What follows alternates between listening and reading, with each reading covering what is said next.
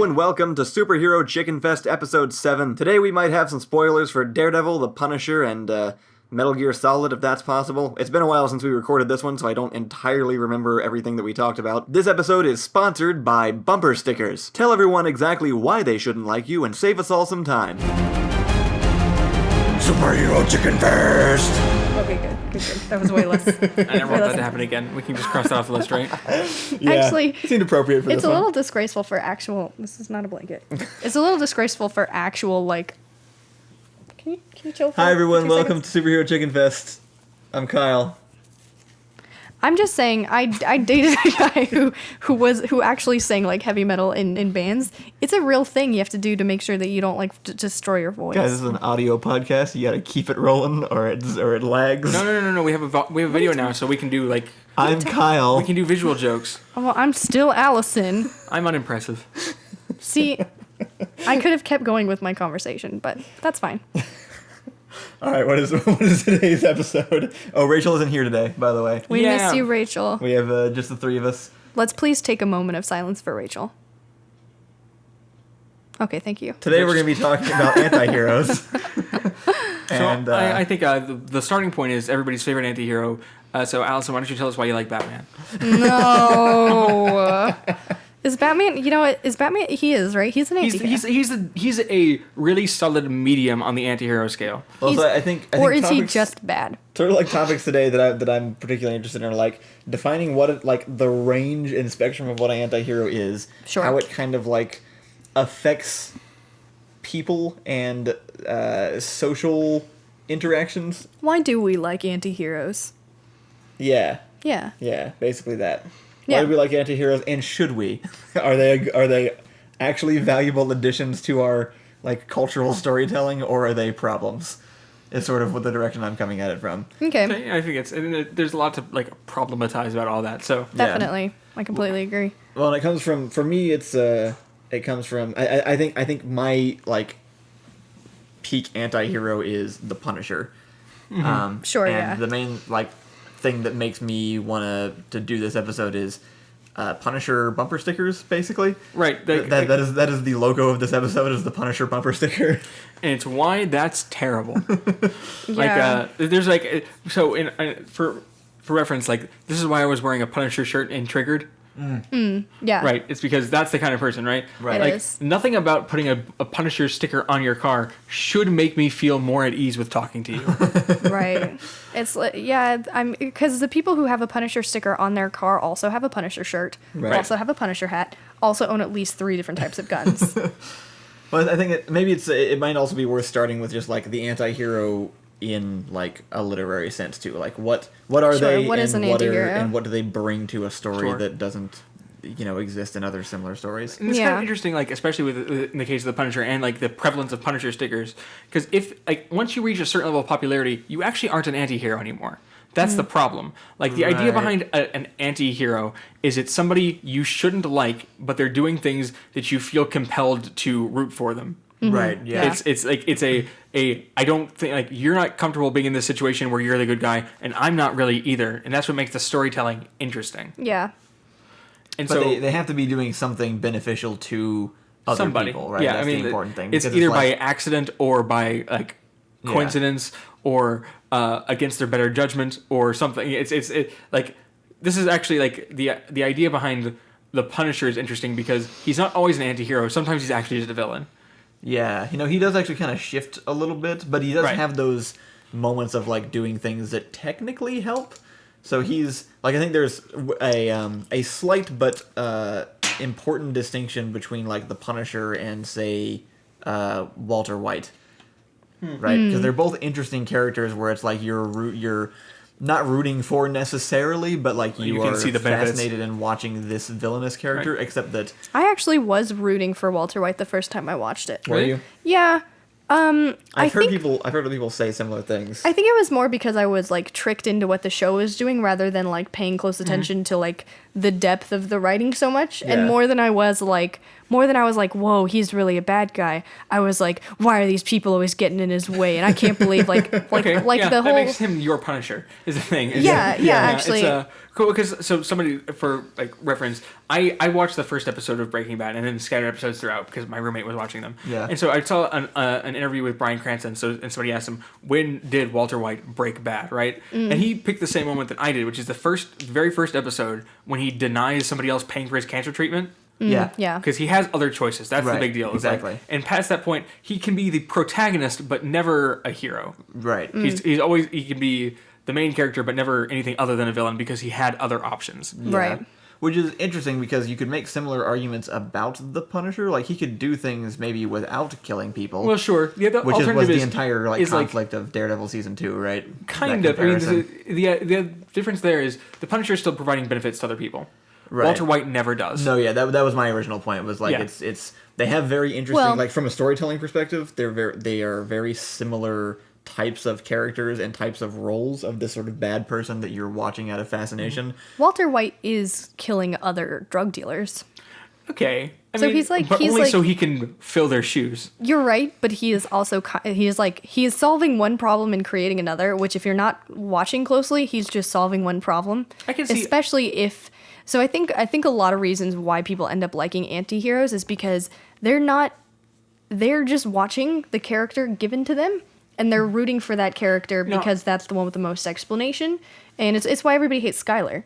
Right. Like, from her perspective, it would have been a totally different show. But everybody hates Skylar because they were given Walter. I never got this, actually. I remember everybody complaining about how much they hated Skylar. Reed hated Skylar so much. I watched the whole show and I was like, she's correct. Everything she's doing is right. There's up to a point. There's eventually she starts making No. some not great decisions also. I will say, Justifiable ones, though. I never watched enough to ever. I definitely understand the Skylar thing because I heard people talk about it all the time, and I heard that the smart thing is to understand that Skylar is always right. Yeah. But then again, so to bring it back to a similar character that I'm more familiar with, this is my entire experience watching the first season of Crazy Ex-Girlfriend, because during the entire first season, Valencia is never wrong. Oh right. Yes. Yeah. No. Absolutely. Like I she's, completely but agree. I hate her, and that's because she was given to me to hate. Yeah, Yeah. exactly. And so I think the reason that anti-heroes can only really be a problem if you spend any time outside of the show thinking Right. And this is about what they're doing Yeah. and why they're doing it. But if you don't, if you just watch the show with like some popcorn and your excitement, you're going to come out being like, that was Right. awesome, Right. new favorite dude, No, it's right? He actually- mowed it's- down a group of people and I liked it. The appropriate way to tell a story with an antihero is to never let your audience forget that there's a problem. Like, Okay. so for instance, I think the show that does this best is Game of Thrones. Like, there's a lot of times where you can say, for instance, Jaime Lannister is an antihero. Oh, okay, He's like, yeah. wow, this dude is absolute crap. But I guess right now I need to be behind him while he's doing this, and maybe and then the eventual like the denouement of an antihero is when it counted, did they do the right thing or the wrong thing? Did they break good and turn into a hero, or did they do the selfish thing and then did that selfish thing work for both parties or just them? You have like that kind of it depends on how postmodern you're going. Yeah. 'Cause there's lots of stories where the antihero just ends up like this is mostly in literature because literature tries to make a point and it isn't about happy endings. Where the antihero, you go through the whole thing thinking maybe he'll do this right, maybe he's a good guy, and then he just doesn't. You go, well, that sucked. Yeah. And then of course he's actually just the villain the whole time and not the antihero. But Right. for television, we usually like happier endings. We like neat or nots tied, right? Yeah. Yeah. I think I don't know, I'm kind of trying to like dig deep into like the whole anti-hero thing and just figure out, I guess, well, so Walter White, I think he's a good example because he has constantly tricked himself, and it tricks the audience into going, I am doing this for my family. And you as an audience, like, I remember realizing like 4 seasons in, no, he's not. Right. But it took me Right, that yeah. long to get, and I think some people never get there. And The Punisher, I think, has kind of a similar story, which is vengeance for my family. But then, like, Yeah. 17 episodes later, when he's still murdering people who didn't murder his family, you're like, wait a minute. No, so it's like so. I think I haven't seen the actual Punisher show, though, just from I think I'm the there. only one who has actually. I know the basics. I mean, I know the concept of the first season, but Okay. so like I think your question earlier, like why do we like anti-heroes? Right. Like on a very surface level, and this goes for pretty much anybody who has a Punisher sticker on their truck, probably is it's about escapism. It's about what if I could indulge my desire to just punch that idiot in the face, Yeah, totally. and not have to deal with the consequences because I'm a badass. Yeah, just Yeah. being able to break the rules Right. in a justifiable way. And it's about being able to break the rules and have the show glorify it, right? It's about like that guy had it coming, and I know it's not like the right thing to do, but he got what he deserved, and we got a badass soundtrack behind it, right? It's like Totally. it's that very base level, and so for people who like that level isn't really engaging in the anti-hero aspect. So and I think that the kind of person who's looking for just that thrill can get that from like the Punisher or Walter White. So is there an obligation on the writer to make it clear in some regards to the audience?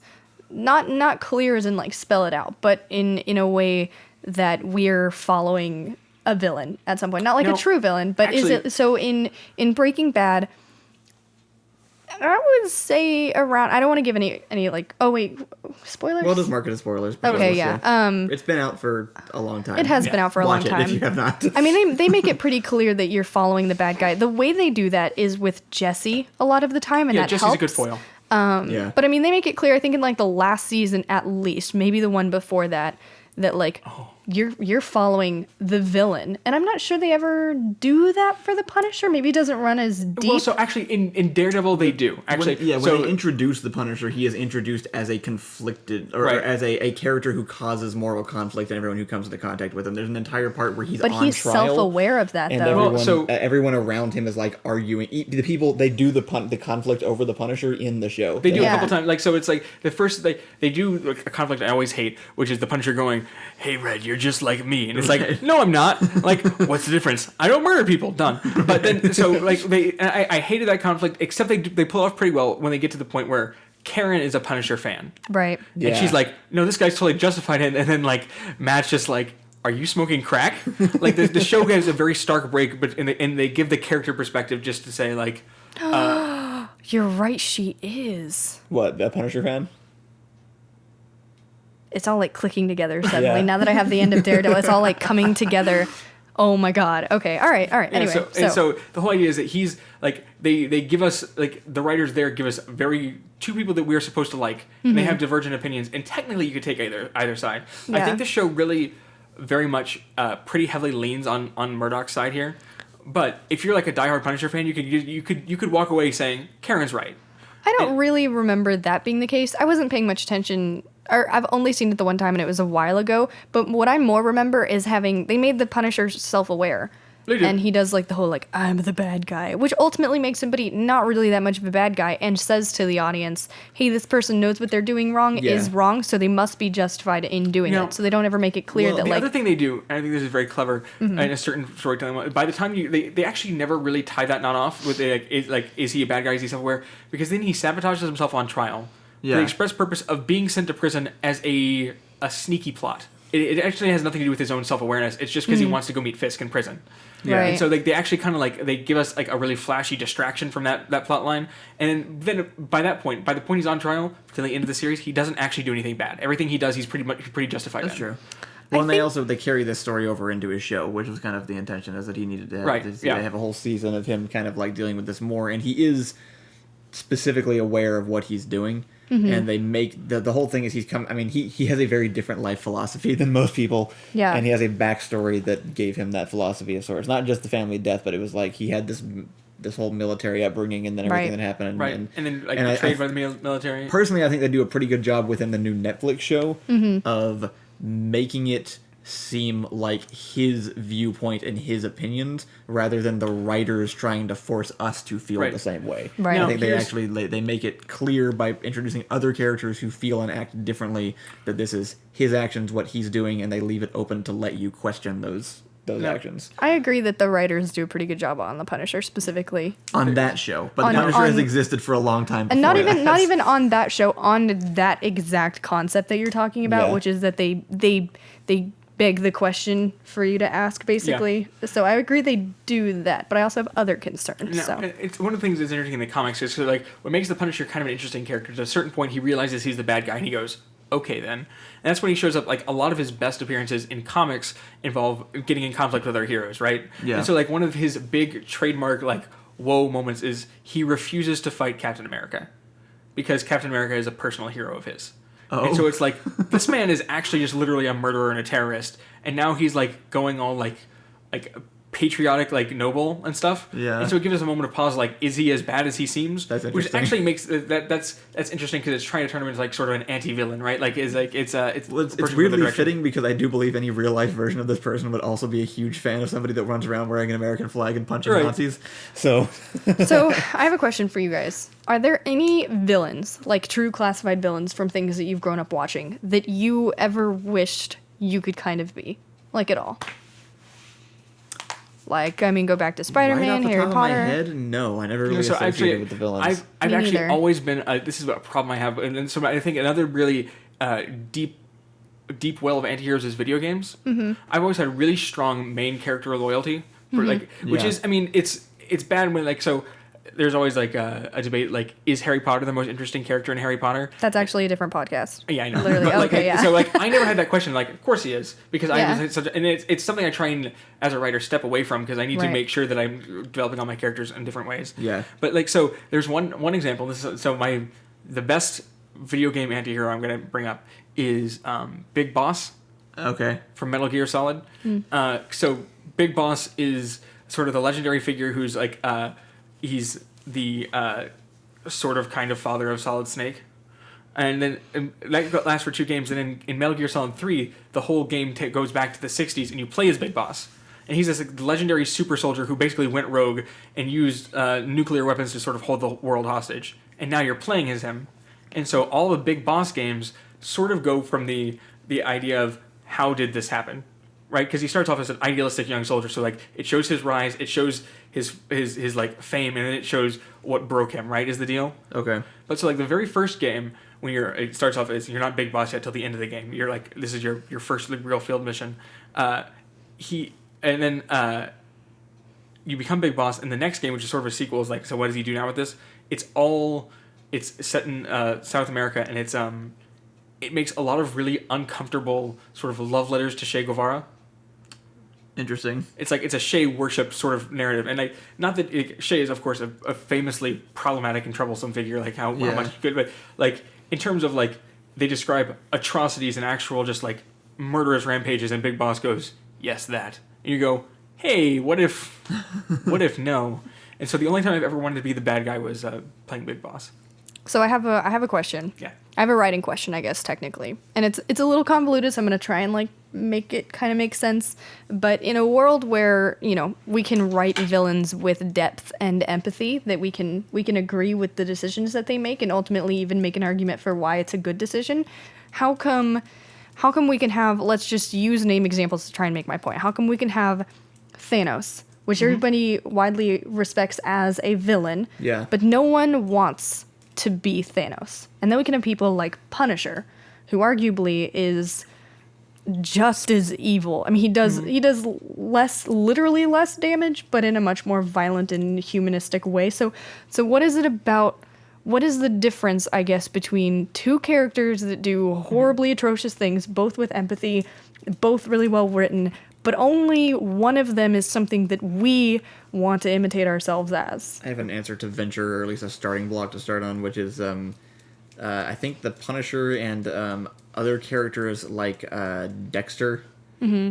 The reason that they can be okay is because they're doing horribly violent things to pre-established bad people. That's actually, Like I think the big deal is They're using really violent actions, but against people Right. who are already bad guys. Actually- Whereas Thanos is wiping out like people we like, or innocent people, or like it's in big quote, like it's labels that are stuck on them by the writers, but it's sort of like the But at the end of the day, the result's the same. No, which so is like I they're would trying argue to that so fix you the problem. mentioned that the idea with Thanos is, and we talked about this in our villains podcast, is it's somebody who we empathize with, but we understand why he thinks this is a good idea, but we don't. Mm-hmm. I would argue that an anti-hero, classically speaking, is the opposite. It's somebody that we don't empathize with. It's somebody that we don't agree with, who's doing something that we do think is a good idea.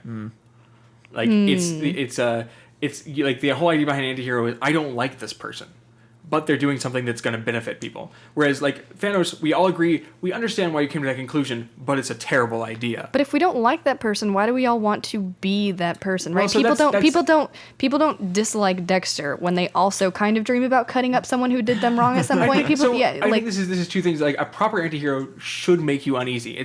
I think there's like the whole idea of, like, the rise of the Punisher bumper sticker. It's weird. I think it's incorrect. It's not. It doesn't. They're not engaging with him as a anti-hero. They're engaging with him as an escapism. Yeah. Yeah, I mean, I think anti-hero is a really, really, really thin, like, it's a thin, blurry line to walk on, because all they're doing is establishing villains in a way that they want to establish them, but also, in Daredevil, when they, Deadshot, yeah. Deadshot, is that his name? Bullseye. Oh, Bullseye, yeah. In Deadshot's Suicide Squad. Yeah, it is. So they do a pretty good job at, like, humanizing him and kind of empathizing with him. He is the bad guy. Right. Well, he's the Ted Bundy type, right? He is. Yeah, absolutely. Yeah, that's true. I guess the point that I'm kind of trying to make that I might have just lost it. Oh, okay, yeah. So, like, and I don't want to get, like, too dark or anything with this, but, like, a school shooting, right? The idea is that that's a villain because innocent people, right? Until you switch the perspective around and you realize these kids were harassing, bullying, torturing, tormenting this kid, etc., etc. And that's all that the Punisher really does, is just establish that people who probably have lives outside of. I mean, I know that in Daredevil, it's specifically the people that went after his family, and then it, like, branches out, and then he just kind of mows people down in places. Like, even in Daredevil, I remember him shooting people in the hospital. In the streets. My big complaint with the Punisher and like why I can't get behind him as a hero. Like the thing with Bullseye, right? Specifically, Bullseye has supernaturally good aim, right? Because he's like a perfectionist, right? Like, if it was Bullseye in the hospital, I could get behind him because I could be sold, even if it's not, like, necessarily, like, super well shown on TV, that he knows what he is doing. Right. He's like only shooting people. Right. It's controlled or something. The Punisher is definitively indiscriminate. And so, like, there's a number of things that, like, and that's where that depiction of him loses me a little bit. They do something like, so another element of anti-heroism that I think really is with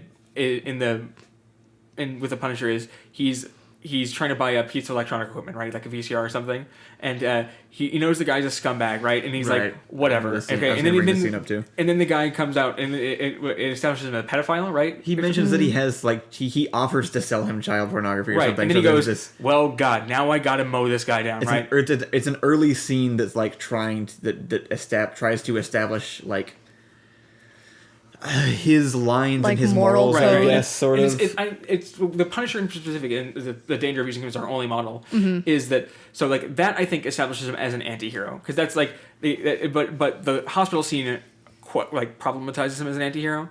So, for another example to bring in from literature of somebody who is, like, in opposition, definitely not an anti-hero. There's what's his name? Humbert, the narrator in Lolita. Oh, okay. He's a pedophile. Right. Like, Lolita is a 13-year-old, right? He's the narrator. It's one of the most classic stories of an unreliable narrator. Yeah. Right?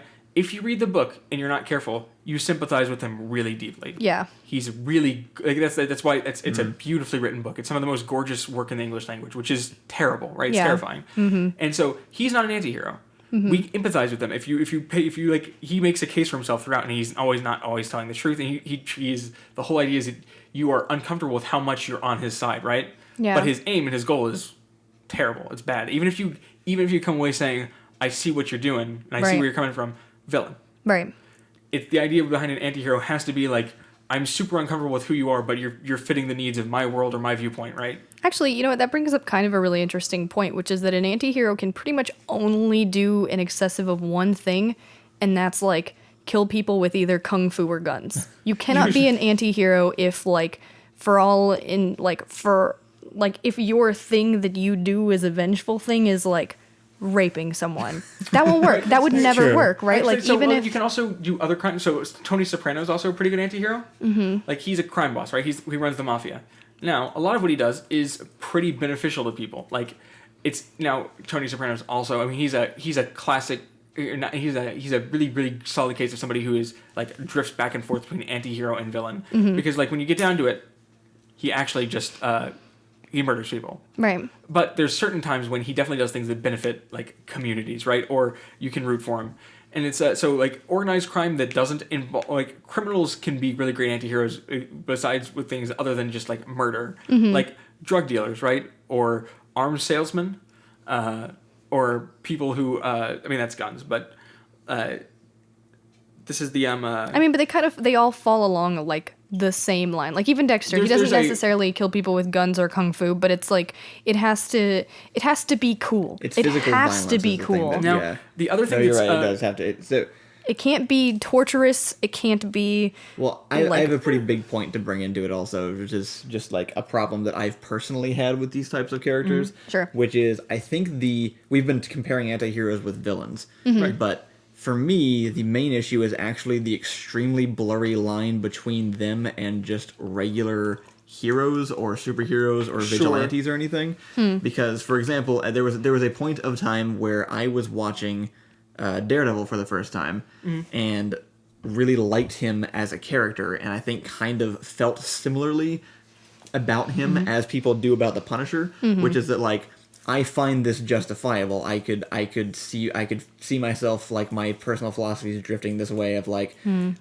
I think it's fair. I think what he does is fair. I think the people that he does it to is fair, because there's this line in movies that's drawn about like if they're not killing people, it's okay, and if the people are bad enough, it's okay. But when you boil it down, he's still going out and just inflicting really horrible physical harm on different people, right? Sure. And at the same time of watching that show, I also was watching through Doctor Who, I think, for the first time. And so I was watching these two examples of, like, there's this one superhero guy that is everything I've ever, like, watched growing up through Spider-Man, through whatever. He's just this guy that goes out and, like, justice punches people. Yeah. And it seems totally justified. But then, also, I'm watching this other example of this guy that equally as coolly and equally as effectively doesn't punch people and still helps everyone out and doesn't do it violently. And there, I mean, you could argue that the Doctor is very much an exaggeration of that, but Daredevil is also an exaggeration of his method. But it just kind of gave me two really stark examples of like it was just sort of a formative time in my life where I was like feeling out who I was gonna be as an adult, and I was like, the better option here is to not be the angry, violent version of this, even though they both are like. But This I think different means to the think same ends. The difference here is, and comes down to a point I'll make in a second, is in each respective show, they are shown to use the ability they have. For instance, Daredevil does not have the Doctor's intelligence and can't talk his way out of things. No. And the Well, Doctor... he's a lawyer. He does have the option to pursue things through the legal system. But that's his whole deal, right? Is that it doesn't work well enough. The Doctor is very extra legal. Like the Doctor, he is. Yeah. Like, Again, they're both like gross exaggerations of the type of problem solving they embody. So to me, this is interesting you bring up Daredevil, because to me, Daredevil is one of the starkest examples of a pure hero. No villainy. Like there's right. That's why I brought him up. Like so, for instance, you've never said anything like. Did you feel the same way about Spider-Man? Well, no, because Spider-Man felt even lighter to me. It was presented like, but he does the same things that Daredevil does. He does. That's right. Yeah, like no, they all do. Like they all go out and punch people in the jaw, and they never show you the consequences of what they're doing. Well, but, I think the difference is like so the main element that makes it work is how justified is the action. Well, like right, so yeah. for especially one thing this I'll grant as a difference between Daredevil and Spider-Man. Spider-Man is usually fighting hyper-powered people. Daredevil is much more like on the ground beating up That's street true. thugs. Spider-Man is more So fantastical. it's like when you're like using superhero super strength violence against somebody in a giant hyper tech mech suit. It's different than like like Chili Joe on the street. Just like this is where like so in that case Daredevil's like a kind of a straight cross between like Batman and Spider-Man. I think my summary of it is more of just like it just sort of even if they make it to where the characters are justified and they are able to, using our society's acceptable limits of who it's okay to attack, they are still sort of supporting the punch your problems away mentality that I think like America super has. Right. No, I think the difference is it's not just about being justified. It's about limiting other options. So, for instance, for most of the Doctor's problems, punching his way out isn't an option. When you have an army of Daleks, punching doesn't help. True. Now, when you are facing with some like low-level street thugs, talking doesn't help, right? Is this the only solution? And now you say like Matt Murdock has lawyer means of dealing with things. I think a good Daredevil stories combine the two. They show Yeah. him pursuing an opponent. Like, this is the great thing about Fisk, right? He pursues him both legally and extra legally. Yeah.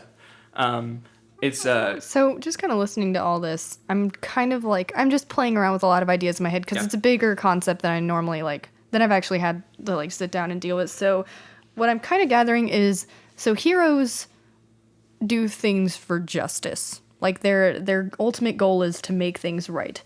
Anti-heroes do things for self-justice, like revenge for someone else or for themselves. And then Usually. villains tend to actually like lean more, actually good villains tend to actually lean more towards the hero side, which is that they're doing something bad with a good intention, like wiping out humankind. Intention is like the Yeah. Like, this is like, so like Keaton's Vulture, right? Yeah. He wouldn't ever be considered an anti-hero. Well, No. Probably not. what I was going to kind of say about those three is is weird, only 'cause- one of them is the one that people obsess over. Like, everyone loves Fisk. Everyone loves Daredevil. But the amount of Daredevil and Fisk stickers to Punisher stickers no, that's an is... interesting I point. think It's, part of it plays on this really intense emotion that we experience of revenge. Like, and it's weird because... Like, why? I guess. No, I don't guess- even have so the I'm gonna- words. I'm gonna dispute that somewhat. Okay. Like, if we're using our only metric as stickers, sure. But let's look at like box office numbers. The Punisher TV show did not do near as well as, say, I don't know, in the game. That's true. Right? Yeah. We definitely like Maybe heroes more. Maybe Punisher fans are just way more I think- likely I to think wear their part of it is wear their it's hero what on it is. their I think It's everything. he's got a really badass symbol. I mean, Well, I think so does- the issue. You're well- right. I think the heroes are generally more popular, but the ones that like the anti-heroes are more problematic. Well, sure, It's a cultier thing. Like, when actually, it comes around the I could walk anti-heroes. across. I mean, it's also probably a selection bias. Like, I could walk like across a college campus and see 10 people wearing Captain America shirts and not register. But if I see one person in a Punisher shirt, that bothers me. That's true. That's Yeah. true. Yeah. Actually, I think it's probably more like the people who are loudly and vociferously in support of anti-heroes catch my attention a lot more. But you know what's really weird? If someone had a giant like Fisk shirt, it wouldn't bother me like a Punisher shirt does. Or a Thanos. Or a Thanos shirt. Yeah. Yeah, Actually, so there's just I think it's because it plays on a raw emotion of revenge and also is entirely reliant on like I don't really know what I'm trying to say. Like Fisk and Right, the actually, hero and the it's- villain are like, less I don't want to be Fisk, but I can see myself wanting to be the Punisher. right. Because it's but Fisk is objectively better and cooler. well, yeah, but he doesn't have my goals. He doesn't. I can support him, but like Sure. that's I think it's a difference between a character and like an archetype. Like, the Punisher isn't his backstory allows justification to sort of partake in the violent fantasy, right? Right. That's the idea. Like, if you were like Fisk is like, I mean, nobody goes, God, I wish I had some sort of role model to look up to so I could be an evil tycoon businessman. And they go, but if I just pretend I'm a fan of Wilson Fisk, it all works out, right? Yeah. Maybe these are the people who wear Trump shirts. I don't know. Ooh, that's an interesting theory, actually. Somehow I doubt it, actually. Well. I mean, I can almost see how they would cross if Trump people made like a little bit more sense. In the but PlayStation game, Fisk Towers in place of Trump Tower. yeah, no, that totally makes He's got sense. the big gold name. Anyway. And Fisk is anyway. But so I think that's like I think you're onto something here that Fisk is a character that we find interesting but don't want to be. But the Punisher is somebody we can see ourselves wanting to be regardless of who his character is. yeah, Like if he like Wilson Fisk, if you change details of his story, is uninteresting. yeah, Punisher, if you give me a different guy who has a reason to be inescapably violent. yeah. So this is interesting. Another interesting anti-hero type is Jack Bauer. Okay. 24. Yeah. Okay. So, like, for instance, there was a point in time when the U.S. military released a report saying that watching 24 was causing its soldiers to perform amateur torture at a much higher level.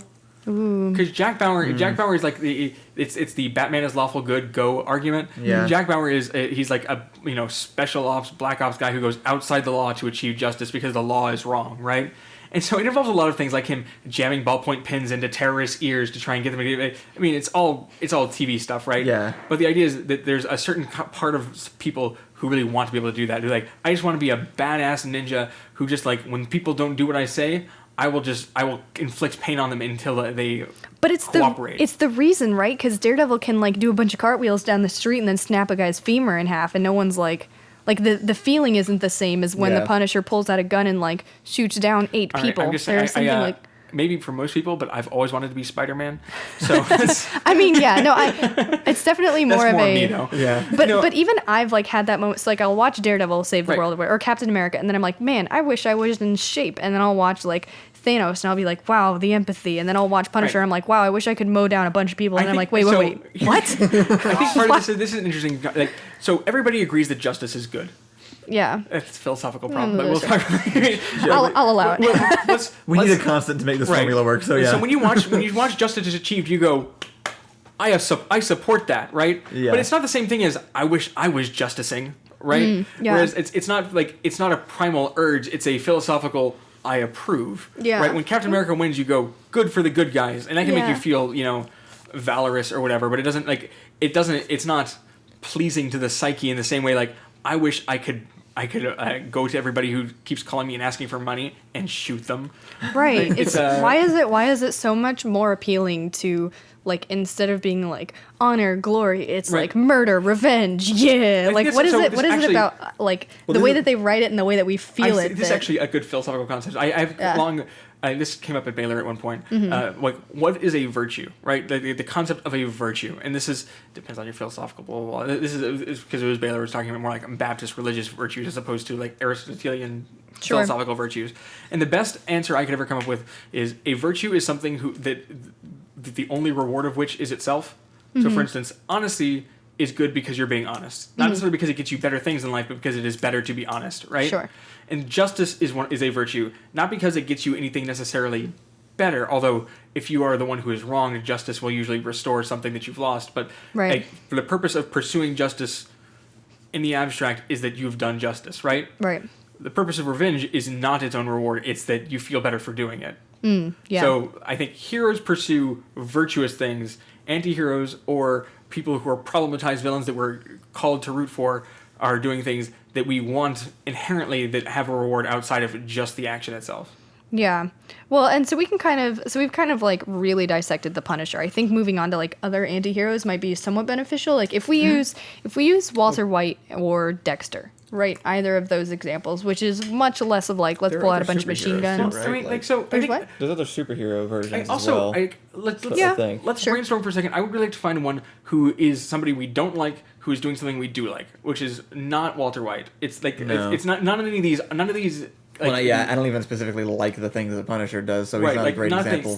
Not a compelling villain, but a repulsive hero is the idea. Yeah. So this is like for instance, okay, not Deadpool or Batman either, because I don't. Batman is an example of somebody we could like. For instance, we want to see all these super villains go down, right? Sure. But, okay, let's take a silly example, right?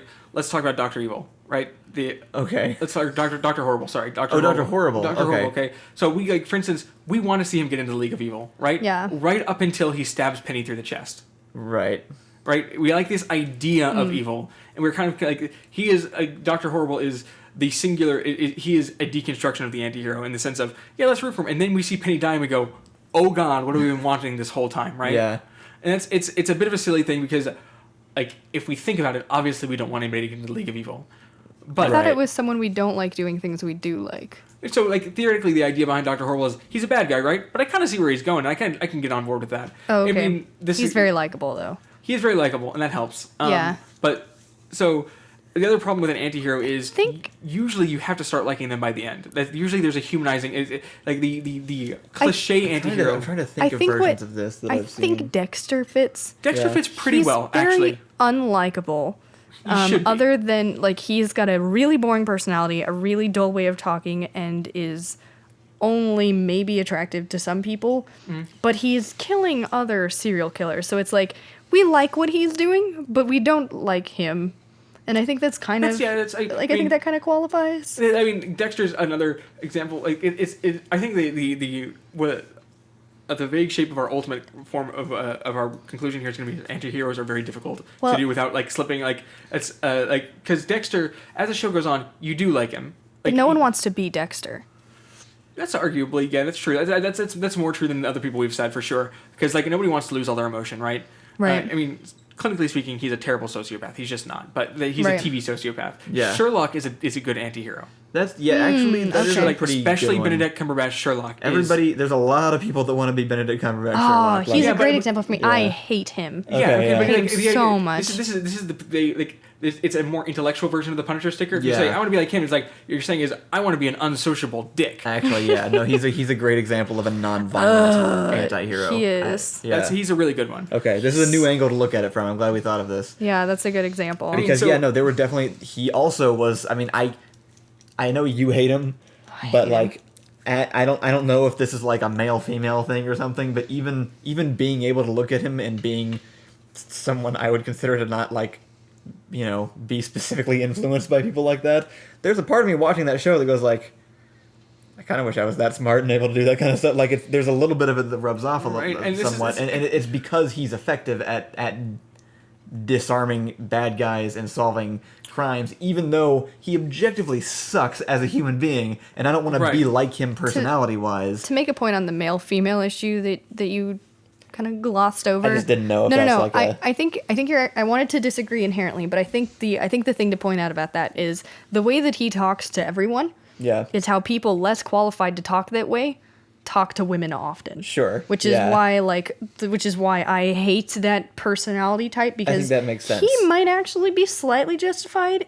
He's not actually thinking back, but I can see how people can make the argument for like he's justified in the way that he talks to people. Right. I can But see people people who saying that, feel yeah. like him that aren't even close and will never get there often talk to women that way. I think you're right. So And there might I don't be have people some. talk to me that way in real life, so I don't have that to like draw off of. I've definitely had people talk to me like that. This is definitely not Robert Downey Jr. one though, because he was a No. dreamboat, and Right, no, I it's love actually him. I think it's almost no Sherlock except Benedict Cumberbatch Sherlock. Right, Yeah. exactly. Which actually Most why of I them are think just heroes. why I think he's the most interesting Sherlock. Yeah. That's also just Stephen It's Moffat. the right? best one too. It's I like, mean. so yeah, I mean it's just up to a few seasons. I guess it depends on who you're. It depends on the fan. But I never liked like I've always enjoyed watching him be terrible. I've never actually wanted to be him.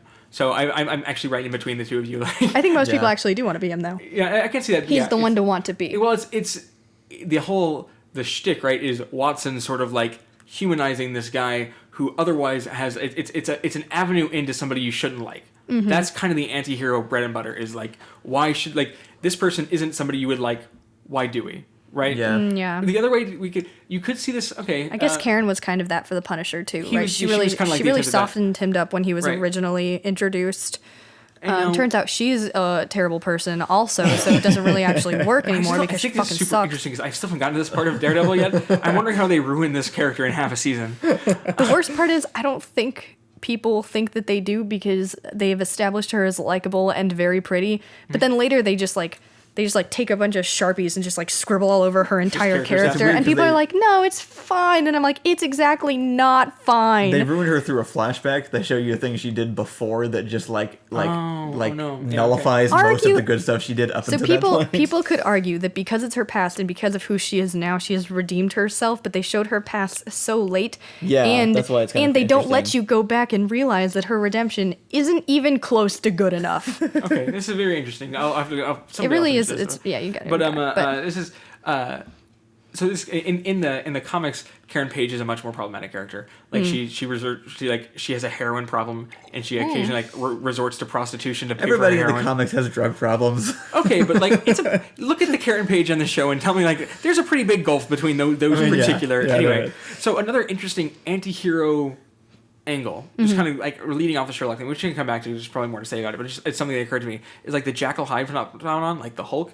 Yeah. Like, what happens when you show the conflict of both sides? Like, what happens when the character hates himself? Mm-hmm. The werewolf problem. It is kind of interesting because like I've never felt anything but sorry for Bruce Banner. Right. Actually, Because That's he's true. even though he definitely destroys and like murders and like they don't show it, but the Hulk has killed a lot Right. of people. The There's reason- no way he Like, hasn't. and the other way, instead of the Hulk, because we tend to like magnet over to superheroes. Think of a werewolf. Yeah, Yeah. Like Lupin. makes the line a lot clearer. Like this is a guy who 29 days in the month is terrified of that one night when he is the worst creature on Earth. Right.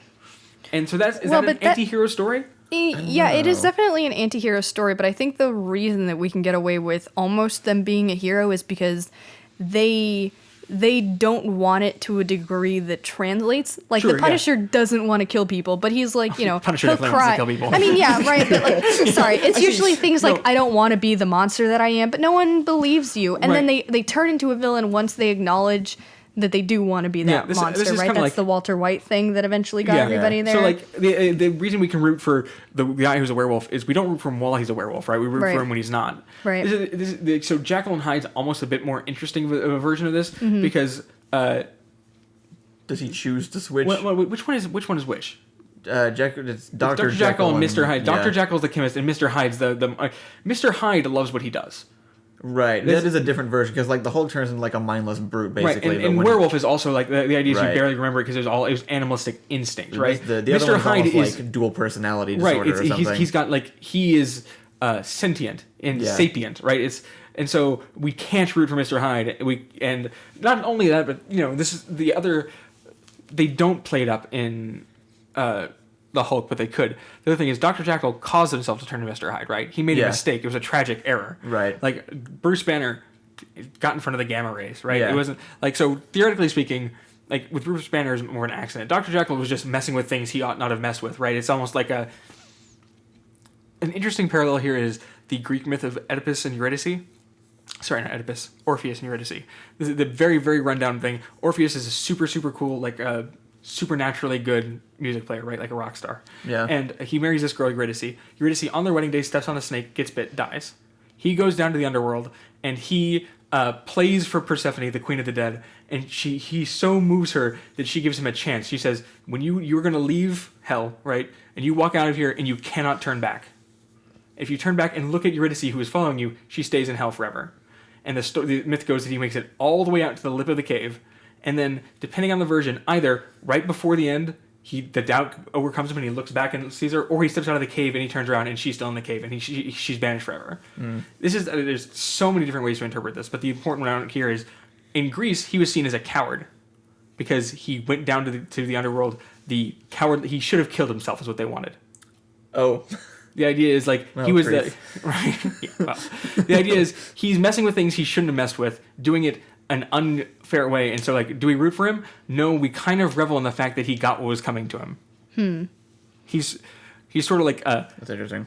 Like, for instance, if in a certain perspective, if Dr. Jekyll turns himself into Mr. Hyde because he's doing stupid stuff with chemicals, and then Mr. Hyde gets shot by a London cop, right? Good, right? Like, don't do that. Hey, Well- Our video went out. That's How far- fine. We'll just how mu- replace it with an image. how much time do we have left? We have about like 10 minutes, so yeah. Sorry, guys.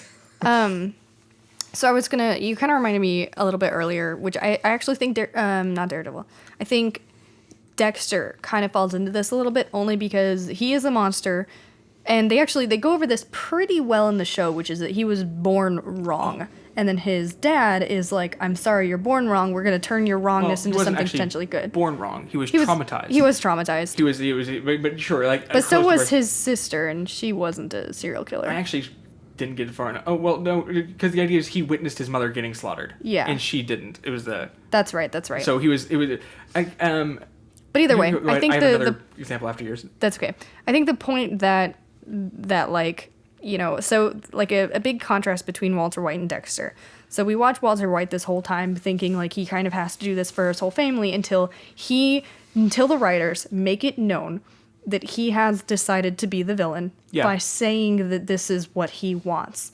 Right? And then we have, I'd never finished Dexter, by the way, so this is just based off of the first, I won't. I will definitely not.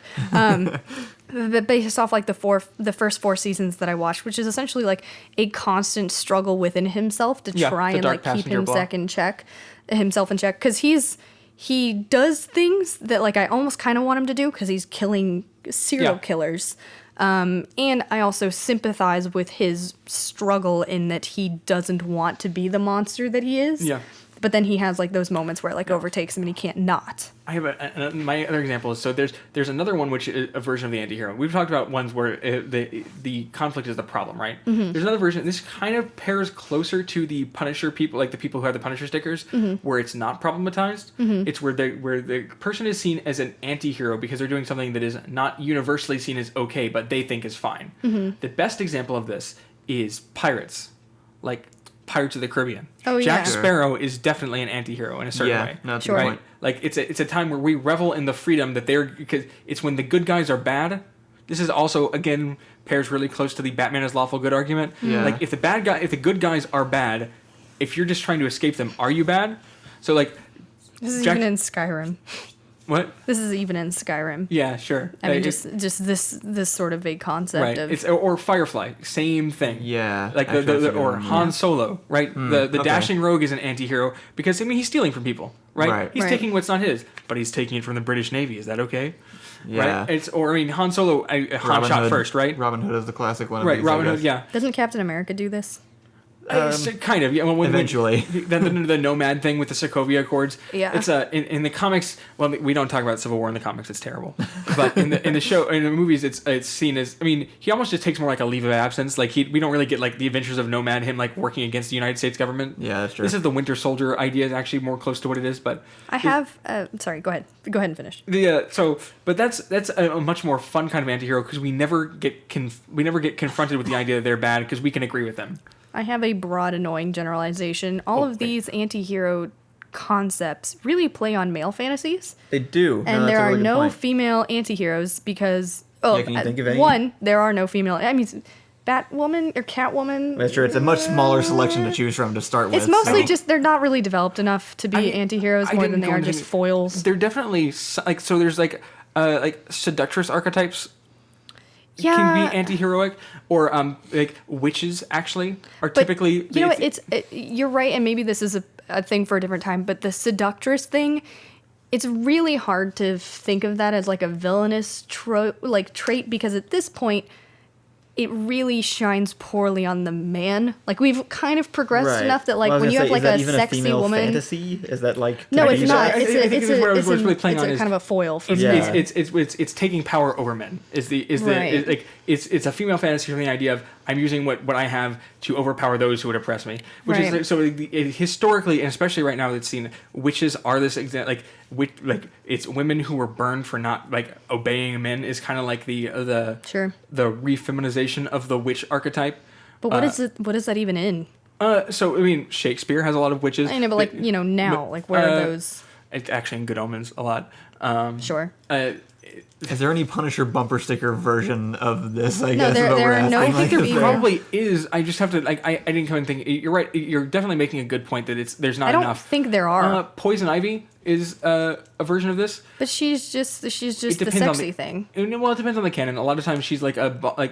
I'm pretty sure it doesn't depend on the canon. I've seen pretty much every depiction of Poison Ivy, I've and that's rooted for her all before. I need. No, I know. In terms of, I understand rooting for her. I mean, in terms of I just don't know if she fits like the anti-hero. Not anti-hero. description that No, we're there's talking about. definitely right there's because few of the them. I know I've seen anti-hero this before. Though. concepts play on traditional male fantasies. You think freedom's a male fantasy? I don't think we've talked about one that is an I mean, I do anti-hero think, I based do on think Captain pirates, Jack I do Sparrow. think pirates are more Well, he's- I like, mean, that's- gender neutral for sure. And actually, but it's but there are many more leaning toward male than there are well, toward I mean, women. it's I because would they think. traditionally pirates were sailors and sailors were all men because No, it's no, a I labor don't intensive mean in job. pirates. I mean like pirate is a good gender neutral kind of profession of Oh. like where like multiple genders can get behind like the be free and steal things Right. and that's fine. Well, and I think but then like we also have the Punisher and Sherlock and things like that. Whereas I can't really think of Actually, of so counter well, I mean, extremes for Irene women. Adler is also very much an anti-hero in Sherlock. Oh yeah, You yeah. know, okay, she does do the seductress thing, but she seduces. She's the show. I would argue the show attempts to portray her as, but does not succeed in portraying her as a female Sherlock. Well, so as we're getting close to the end, to try and kind of wrap it back around again to a particular question, I think the important thing with the anti-heroes, the way that we're talking about them, is that the question is, are they valuable looks at a certain type of character and a certain personality arc, or are they problematic because they glorify a certain type of action and make people want to be them. Because if you look at the types of people that we generally... So the people that have the Punisher stickers... Right. They are generally...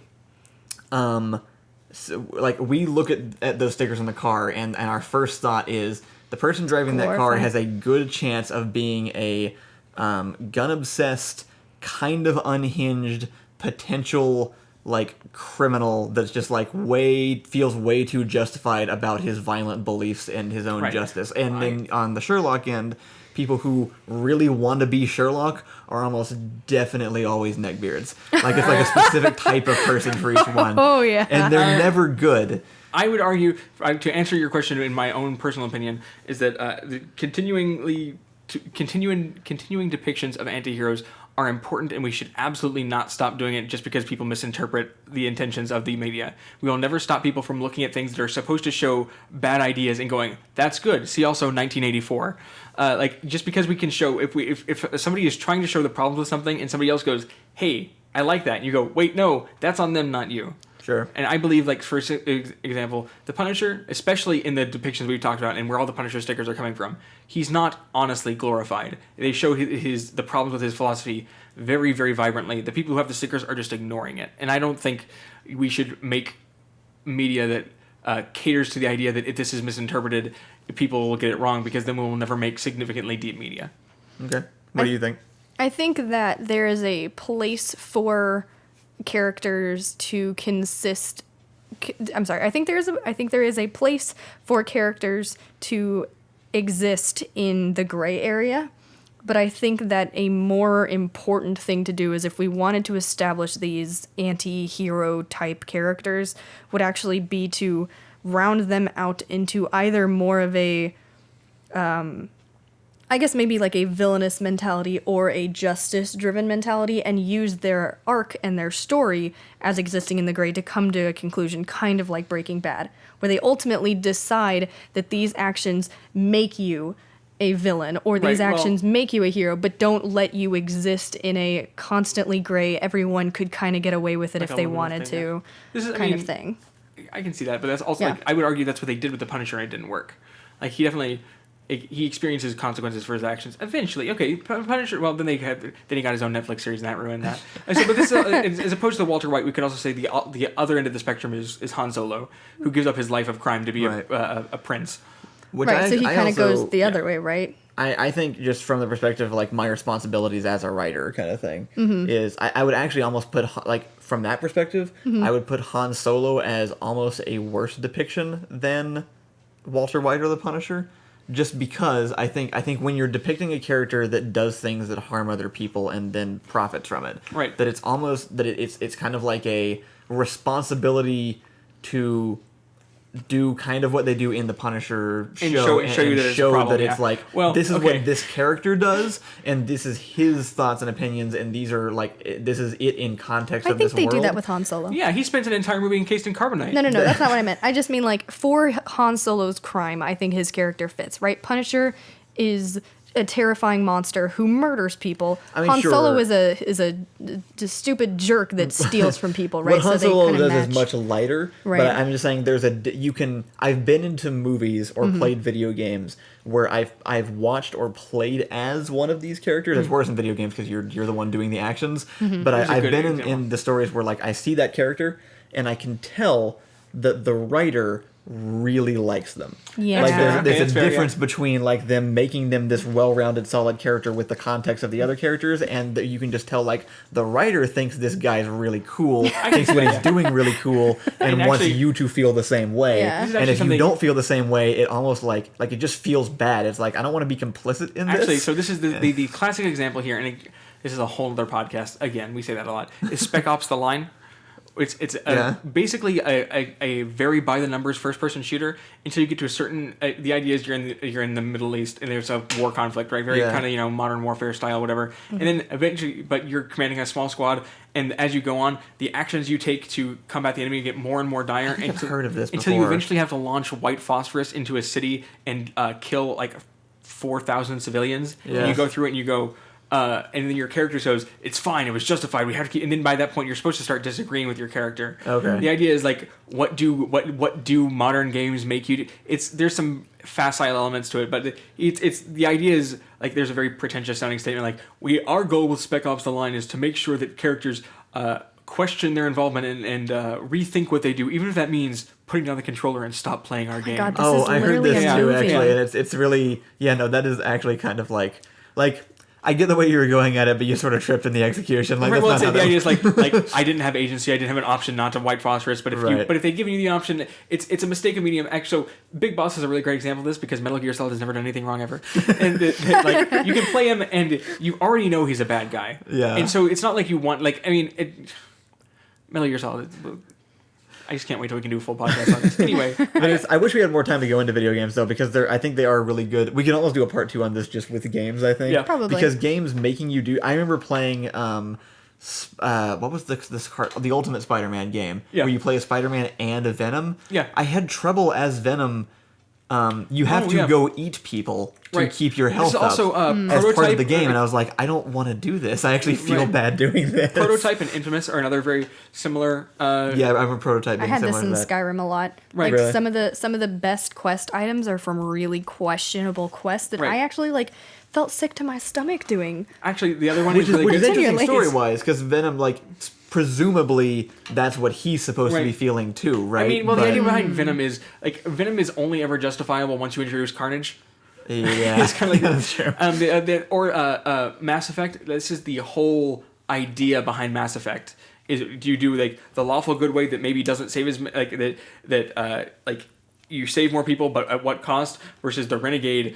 Like the problem with Mass Effect is it vacillates wildly in how like whether or not Renegade is chaotic good, like screw the rules and maybe take the way that kills a few people to save a bunch. And sometimes you're just a space racist. This definitely needs to be like part 2 of the Antihero podcast, Yeah, I do feel like we should do a part two. playing the Antihero. And that's actually that's much more interesting because it puts you in the driver's seat. This I Right. mean, we can bring D&D into it. Yeah. And it's Yeah. Yeah, I no, think because I have a whole thing about like playing, even like taking bad actions in video games. Like I've always had trouble with, so I'd be interested in talking about that. I have some so many people stories don't. about playing. But some people don't, which is Right, yeah. and like playing evil characters and how to do that very well and poorly. Right. So look, we should. I would actually like that even better than this one. Okay. Playing the anti-hero way better. Yeah. Sure. We'll have that part 2 at Well, some point. thank you for joining us for this one. Hopefully that sparked some interesting ideas, and I we'll think come to so. more of a conclusion the next time around. Yeah.